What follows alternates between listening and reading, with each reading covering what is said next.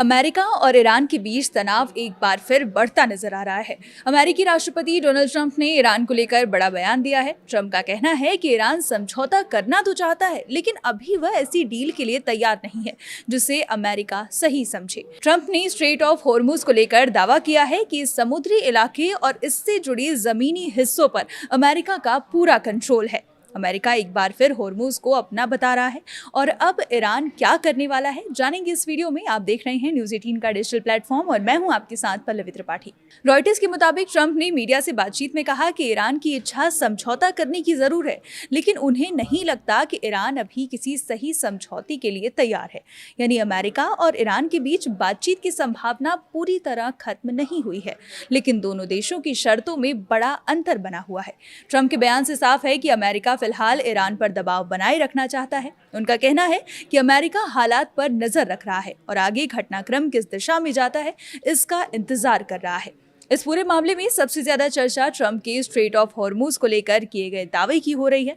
Trump ने कहा कि इस पूरे समुद्री इलाके और उससे जुड़े जमीन के हिस्सों पर अमेरिका का पूरा नियंत्रण है। ट्रंप का ऐसा दावा करना इस समय में काफी अहम है, जब अमेरिका और ईरान के बीच पहले से ही तनाव काफी ज्यादा है। ऐसे में हॉर्मुज को लेकर अमेरिकी राष्ट्रपति का बयान ईरान के लिए एक सीधा संदेश भी माना जा रहा है।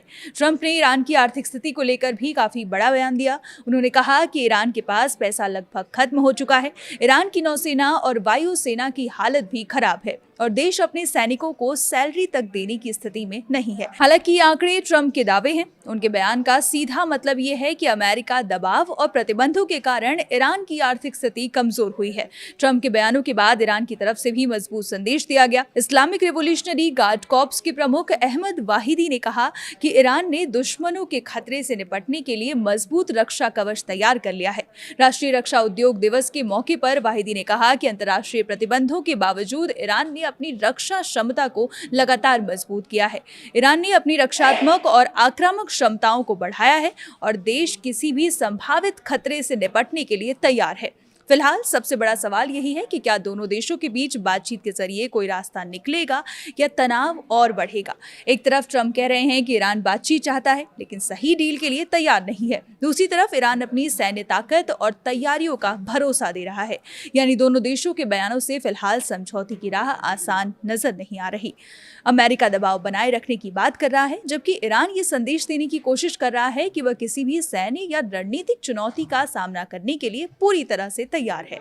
अगर हॉर्मुज में तनाव बढ़ता है तो इसका असर तेल की सप्लाई, अंतर्राष्ट्रीय बाजार और दुनिया की अर्थव्यवस्था पर पड़ सकता है। वहीं अगर अमेरिका और ईरान किसी समझौते तक पहुंचते हैं तो इससे पूरे मध्य पूर्व में तनाव कम होने की उम्मीद बन सकती है।